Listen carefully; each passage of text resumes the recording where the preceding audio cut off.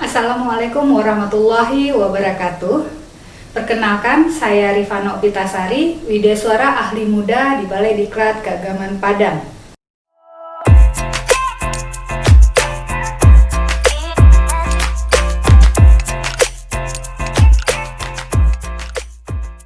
Materi pemanfaatan aplikasi komputer pada pelatihan jarak jauh teknis peningkatan keterampilan staf ini akan diberikan dalam 3 sesi. Pertama, kita akan mengetahui penggunaan dasar komputer dan penggunaan Word dasar. Kedua, kita akan mempelajari dan mempraktekkan secara mandiri tentang penggunaan Excel dasar. Dan terakhir, kita akan praktekkan pemanfaatan PowerPoint untuk presentasi.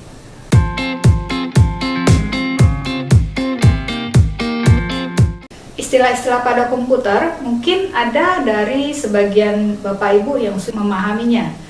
Apabila Bapak Ibu sudah paham dengan istilah-istilah pada komputer tersebut, maka tidak salah juga Bapak Ibu untuk menyimak ulasan saya ini.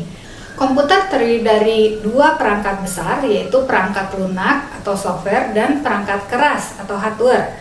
Software dapat juga disebut sebagai kumpulan data elektronik yang disimpan dan diatur oleh komputer. Data elektronik yang disimpan komputer bisa berupa program yang berguna untuk menjalankan suatu perintah.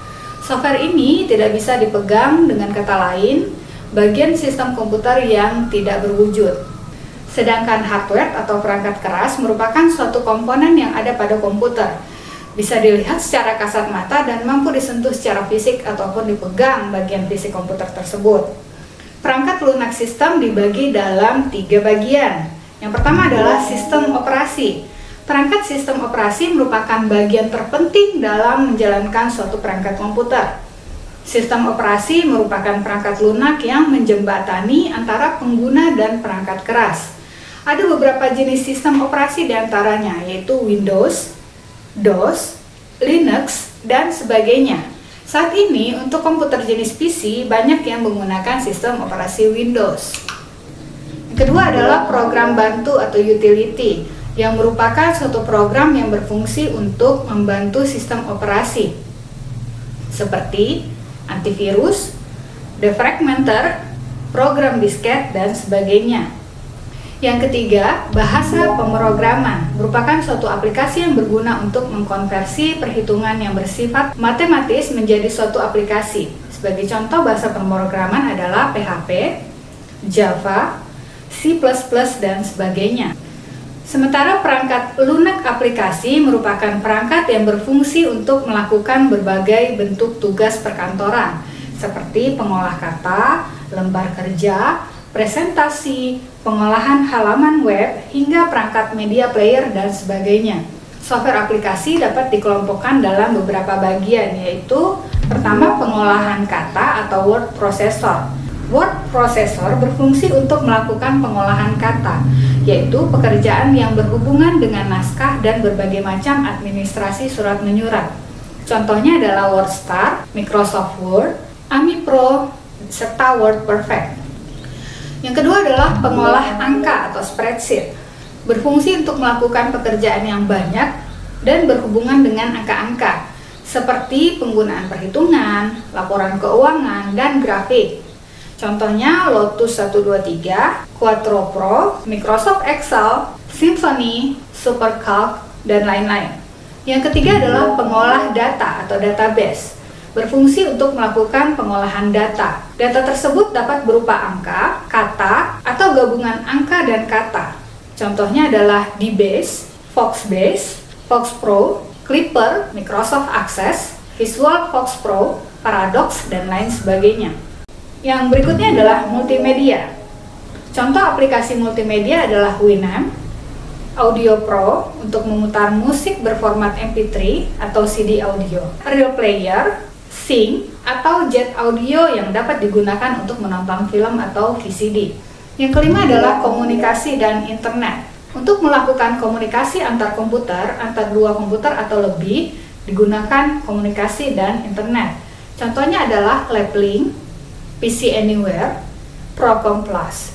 Aplikasi internet yang umum digunakan adalah untuk browsing, email, chatting, dan messenger, seperti Internet Explorer, Opera, MLRC, ICQ, dan lain-lain. Yang keenam, pendidikan dan game. Software untuk membantu memahami suatu pelajaran banyak dikemas dalam bentuk game dengan tujuan agar tidak membosankan. Contohnya adalah PC Globe, Bodywork, Science Adventure, Reader Rabbit, dan lain-lain. Berikutnya, perancangan gambar.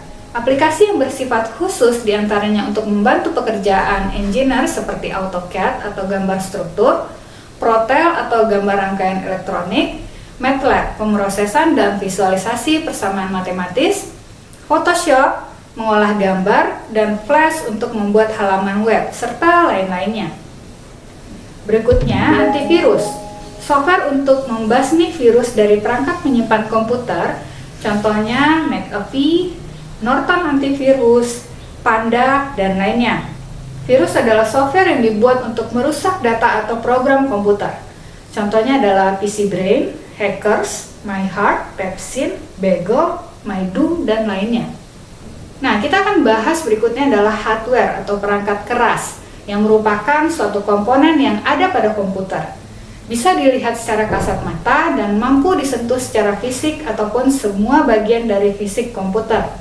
Contoh dari hardware yaitu pertama, perangkat input atau masukan, perangkat keras yang digunakan untuk memasukkan atau input dari pengguna yang akan diproses oleh komputer, seperti mouse, keyboard, joystick, touchpad, light pen, barcode, scanner, mikrofon, dan lain-lain. Berikutnya, perangkat proses. Perangkat proses adalah perangkat keras yang digunakan untuk memproses masukan yang telah diberikan oleh pengguna. Contohnya adalah prosesor. Dan berikutnya adalah perangkat output atau keluaran. Perangkat keras yang digunakan untuk menampilkan hasil yang telah diolah oleh komputer dan selanjutnya diberikan kepada pengguna. Contohnya seperti speaker, monitor, printer, proyektor, plotter, dan sebagainya. Macam-macam perangkat keras, yang pertama adalah CPU atau Central Processing Unit, merupakan alat yang berfungsi sebagai pemroses data. CPU berisi rangkaian sirkuit yang menyimpan instruksi-instruksi pemrosesan dan penyimpanan data. Yang kedua, monitor. Monitor merupakan alat yang mampu menampilkan teks maupun gambar dari data yang sedang diproses dalam CPU. Yang ketiga, keyboard. Keyboard merupakan alat untuk memasukkan data maupun memerintah ke CPU. Biasanya terdiri atas rangkaian huruf, angka, dan tombol-tombol. Yang keempat adalah mouse. Mouse merupakan alat bantu untuk memberikan perintah dan memproses data atau mengedit data. Yang kelima, printer. Printer merupakan alat yang memproduksi keluaran data atau output berbentuk cetak, berupa teks maupun gambar atau grafik. Yang keenam adalah CD-ROM, alat tambahan atau peripheral yang mampu menyimpan dan menuliskan data dan program melalui media CD atau compact disk. Alat ini didesain mampu menuliskan dan membaca data atau program melalui sistem optik. Yang ketujuh, compact disk atau CD. Media penyimpanan yang terbuat dari bahan plastik. Proses penyimpanan dan pembacaan data menggunakan sistem optik. Yang kedelapan adalah floppy disk. Floppy disk merupakan alat tambahan untuk menyimpan atau menuliskan ke dalam disket maupun sebaliknya. Ukuran yang umum digunakan adalah ukuran 3,5 inci. Yang kesembilan, hard disk. Hard disk merupakan alat tambahan untuk menyimpan data dalam kapasitas besar yang dilapisi secara magnetis.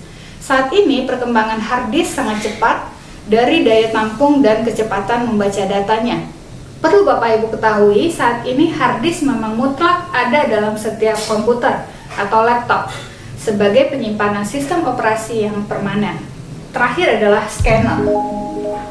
Scanner merupakan alat bantu untuk memasukkan data berupa gambar atau grafik dan mengubahnya ke dalam bentuk digital sehingga dapat diproses dan digabungkan dengan bentuk data yang berupa teks. Brainware adalah orang yang memakai ataupun mengoperasikan perangkat komputer. Dapat diartikan juga sebagai perangkat intelektual yang mengoperasikan dan juga mengeksplorasi kemampuan dari perangkat keras atau hardware maupun perangkat lunak atau software. Istilah brainware komputer ditujukan untuk orang-orang yang menggunakan atau mengoperasikan komputer. Secanggih-canggihnya sebuah komputer, baik dari segi hardware atau software, jika tidak ada brainware untuk mengoperasikannya, maka fungsi hardware dan software komputer tersebut tidak akan bisa berjalan secara optimal.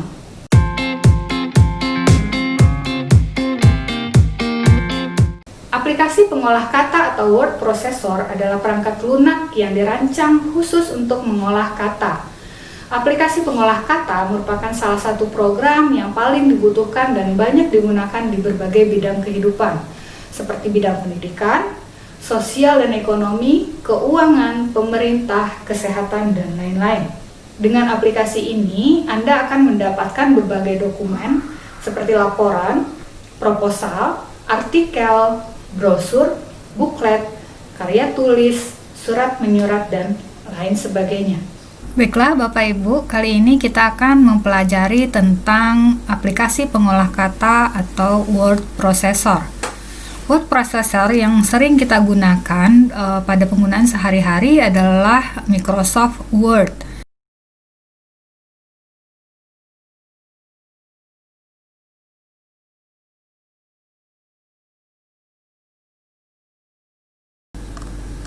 Dan di sini Bapak Ibu bisa lihat ada logo seperti huruf W dan berwarna biru. Nah, silakan diklik. Kebetulan saya menggunakan aplikasi Microsoft Word atau Office 2019. Nah, tampilan pertama ketika kita membuka Microsoft Word adalah seperti ini. Nah, silakan Bapak klik blank dokumen. Nah, saya akan menjelaskan terlebih dahulu fungsi-fungsi pada Microsoft Word.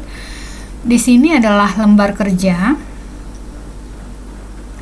Kemudian di sini menu. Dan di sini sub-sub menu. Nah, di sini ada menu home, ada sub menunya seperti ini. Kemudian insert, design, layout, reference, mailings, review, view, dan help. Nah, ini adalah menu-menu yang ditampilkan pada Microsoft Office 2019 untuk aplikasi pengolah kata atau Microsoft Word. Nah, banyak sekali menu yang bisa kita manfaatkan di sini. Sama seperti Bapak Ibu menggunakan Microsoft Word seperti biasa, Bapak Ibu cukup mengetikkan kalimat-kalimat di lembar kerja ini, kemudian nanti kita bisa mengubah, mengatur, dan menyesuaikan sesuai dengan kebutuhan kita. Namun hal yang ingin saya pertajam pada pelatihan jarak jauh ini adalah bagaimana kita memanfaatkan fasilitas mailings, ya. Nah, saya sudah menyiapkan template sertifikat buat Bapak Ibu berlatih melakukan mail merge. Mail merge itu maksudnya seperti ini. Jika kita sudah menempatkan mailings atau merge field di tempat yang kita sesuaikan, maka kita nanti bisa mencetak beberapa sertifikat sekaligus tanpa harus menambah jumlah halaman yang dimaksud. Nah, di sini bisa dilihat halamannya hanya satu, tapi kita bisa mencetak beberapa nama di sini. Nah, seperti ini. Nah, ini bisa Bapak Ibu gunakan untuk hal-hal lain seperti membuat surat. Membuat surat yang ditujukan pada beberapa orang atau beberapa nomor surat yang harus kita cantumkan, tapi kita hanya memiliki satu format saja. Nah, bagaimana cara membuatnya? Nah, bagaimana cara membuat hal ini? Silakan Bapak Ibu buka template yang sudah saya berikan. Nah, ini saya tutup dulu. silakan dibuka filenya sertifikat.doc ya, docx. Kemudian ini template dari sertifikat yang akan kita buat untuk sementara waktu untuk berlatih ya Bapak Ibu. Nah, di sini nanti Bapak Ibu akan bisa menampilkan beberapa nama tanpa harus membuat berlembar-lembar sertifikat. Nah, di sini Bapak Ibu bisa lihat halamannya hanya satu, tapi nanti kita bisa melihat atau mencetak beberapa nama sekaligus. Fasilitas ini kita bisa manfaatkan dengan adanya menu mailings. Caranya cukup sederhana. Di menu mailings kita klik select recipients. Kemudian kita pilih use an existing list karena saya sudah menyediakan file nama-nama peserta atau nama-nama orang yang akan kita buatkan sertifikatnya. Kebetulan ini sudah saya sediakan. Nanti saya juga akan mengulas bagaimana kalau kita membuatnya dari awal ya. Klik dulu use an existing list. Kemudian kita pilih filenya, file namanya.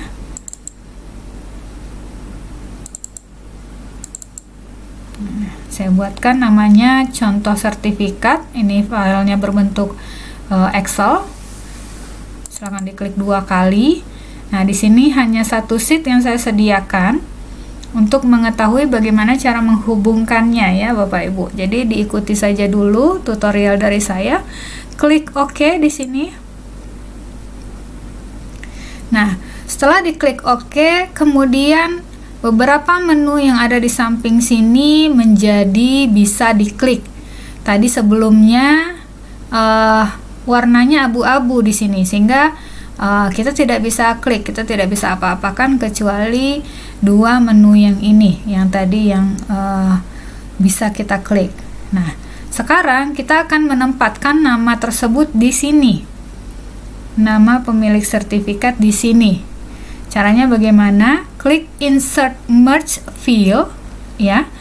Bapak Ibu, saya ulangi kembali untuk menampilkan nama pemilik sertifikat yang sudah kita buatkan listnya pada file Excel. Kita klik insert merge field. Ini ya. Klik di sini. Kemudian kita pilih kolom manakah yang akan kita isikan di sini. Apakah kolom nomor atau kolom nama? Ya, benar sekali. Kolom nama ya, Bapak Ibu ya. Nah, ini kolom nama. Nah, kemudian di sini akan muncul tanda kurung 2 ya. Nama di sini. Nah, benarkah ini nama yang kita maksud? Kita bisa lihat melalui preview result. Preview result. Ya, klik di sini. Lalu akan muncul namanya seperti ini. Ya, ini untuk sertifikat peserta yang pertama, kebetulan kita memiliki 12 ya, 12 nama yang sudah saya buatkan listnya pada Excel. Ini kita bisa lihat pada file contoh sertifikat yang sudah saya sertakan untuk latihan kita. Silakan diklik saja 2 kali untuk melihat filenya. Nah, kenapa dia menampilkan jendela seperti ini? Ini sebabnya karena file ini sudah dihubungkan dengan Microsoft Word yang sedang kita gunakan. Nah, untuk itu kita klik Read Only. Read only itu maksudnya kita hanya baca saja, kita tidak perlu merubah-rubah ini. Nah, ini adalah nama yang sudah saya sediakan. Bagaimana kalau ini belum disediakan? Ya, Bapak Ibu bisa ketik dulu ya. Ketik dulu di Excel. Yang terpenting adalah ada baris untuk judul setiap kolom tersebut. Jadi ada nama untuk setiap kolom yang akan kita masukkan.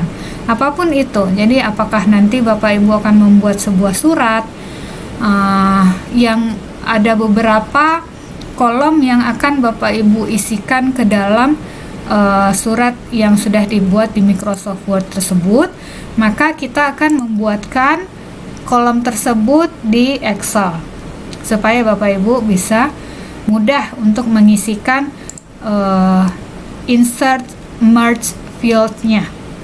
Seperti itu ya Bapak Ibu ya. Nah, ini ada 12 nama yang sudah kita buat. Nah, lalu bagaimana kita mencetaknya Bapak Ibu? Kita bisa mencetaknya dengan mengklik Finish and Merge. Finish and Merge. Kemudian klik Print Documents. Nah, di sini ada 3 pilihan. All untuk semua nama dari 1 sampai 12 tadi kita akan langsung print. Kemudian yang kedua adalah Current Record. Current Record ini nama yang muncul saat ini saja, itu yang akan kita print. Atau Bapak Ibu bisa memprint sesuai dengan kebutuhan, apakah itu dia nanti di halaman 12 ataukah dia di halaman 7 hingga 12 dan sebagainya dan seterusnya. Setelah Bapak Ibu memilih dari ketiga pilihan ini, baru klik OK seperti itu. Setelah diklik OK, maka dia akan langsung ke jendela print ya. Jendela print tinggal dipilih jenis printernya, kemudian klik OK seperti itu. Nah, begitulah cara kerja mail merge.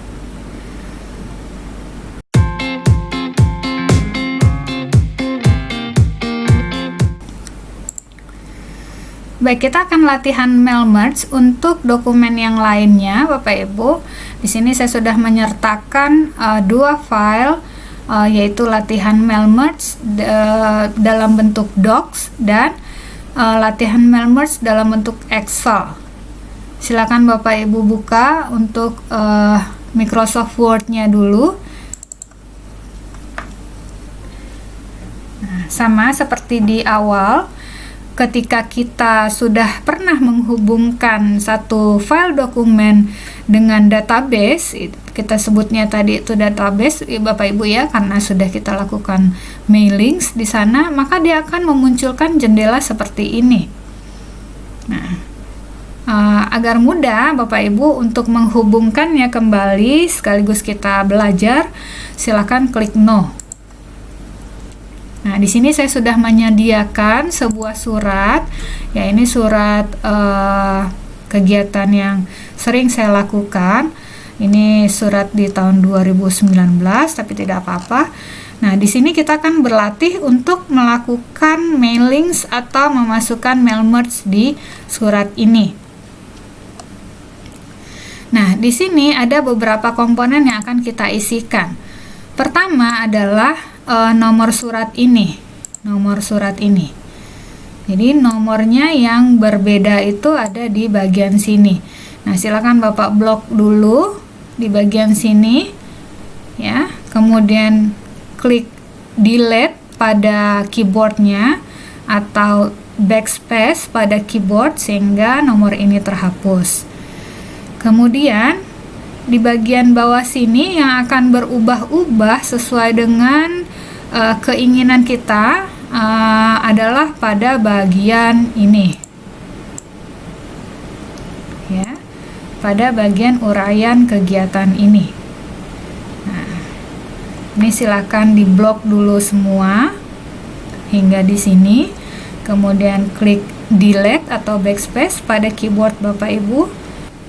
Setelah itu yang perlu kita juga isikan melalui mail merge adalah tanggal surat yang berada di atas tanda tangan kepala balai seperti ini. Nah, ini juga kita blok dan kemudian kita delete.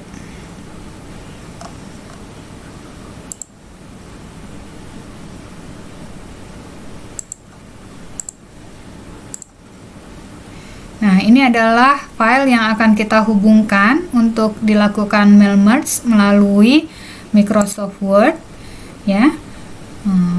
Bisa Bapak Ibu lihat sebelum Bapak Ibu memasukkan ke mail merge-nya atau menghubungkannya.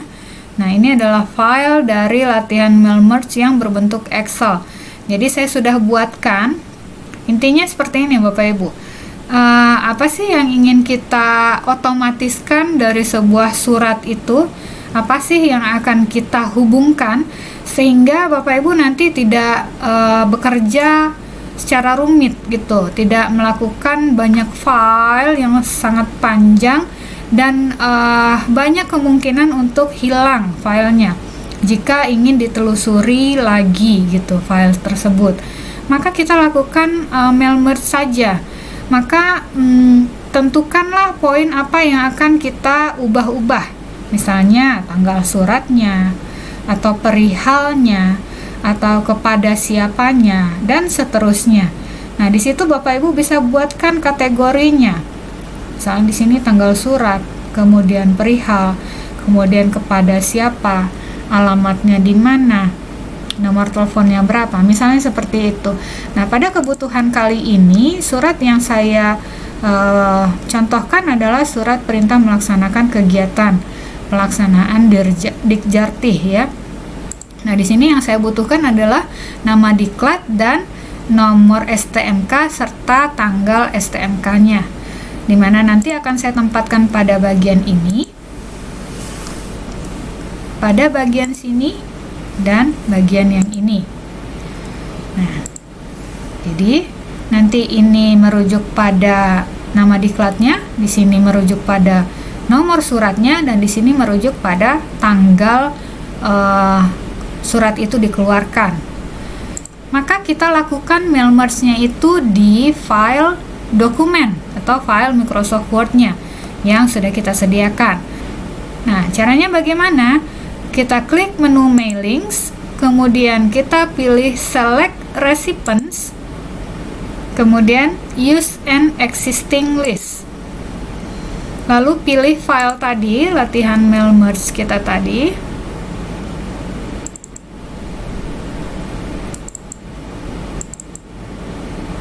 Yang ini, klik open. Nah, di sini dia akan menanyakan sheet mana yang akan kita buka atau kita hubungkan. Kebetulan di file saya ini hanya ada satu sheet ya, sheet nomor 2 saja. Maka di sini juga akan munculnya hanya satu sheet saja. Jika Bapak Ibu memiliki beberapa sheet yang sudah Bapak Ibu siapkan, maka nanti Bapak Ibu tinggal pilih di bagian sini sheet yang mana yang akan digunakan. Nah, kita klik di sini, kemudian klik OK.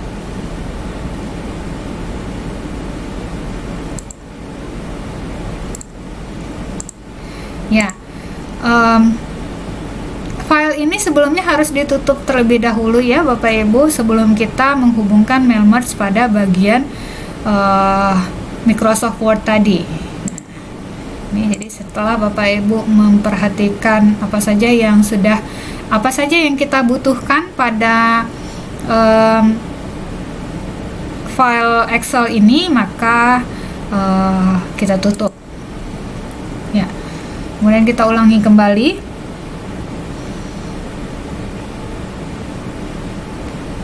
Klik select recipients, kemudian use an existing list, kemudian pilih file yang akan kita hubungkan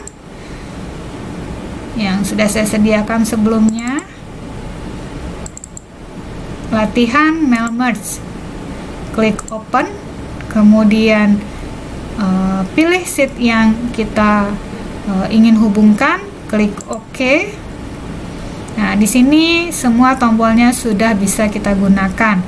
Nah, Bapak Ibu untuk menambahkan nomor surat ya, seperti yang tadi sudah ditunjukkan filenya, maka Bapak Ibu letakkan kursor di bagian sini, di bagian yang akan Bapak Ibu isikan merge field-nya.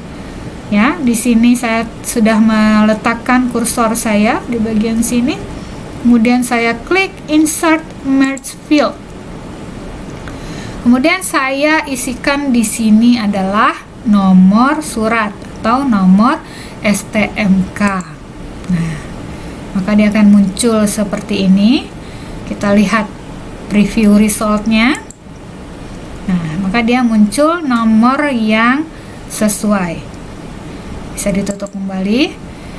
Kemudian di bagian mana lagi yang akan kita tambahkan? Yaitu di bagian sini. Uraian kegiatan.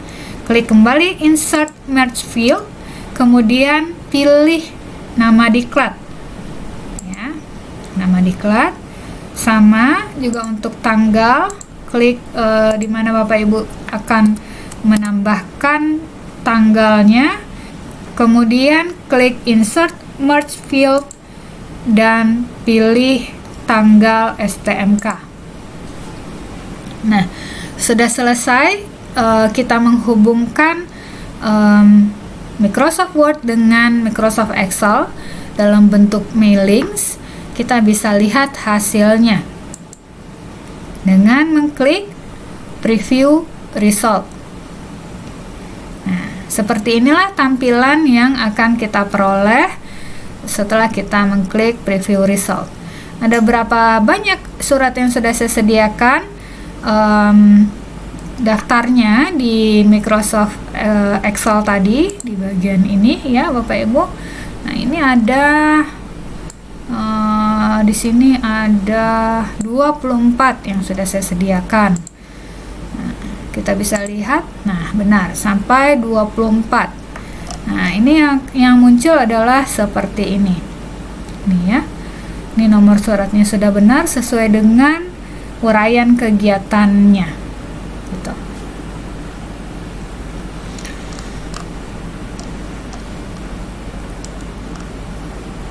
Sama seperti penjelasan saya di awal, untuk memprintnya kita klik Finish and Merge, kemudian pilih Print Dokumen, kemudian pilih halaman keberapa atau bagian mana saja yang akan kita print, seperti itu. Baik, demikianlah cara untuk melakukan mailings atau mail merge ya Bapak Ibu ya, untuk latihan kita menggunakan Microsoft Word sebagai aplikasi pengolah kata. Nah, masih banyak hal-hal lain yang bisa Bapak Ibu manfaatkan atau maksimalkan dalam penggunaan aplikasi pengolah kata ini. Silakan digali, kemudian dipelajari dan sebarkan. Baiklah, demikian materi kita kali ini. Sampai bertemu di kesempatan berikutnya. Wassalamualaikum warahmatullahi wabarakatuh.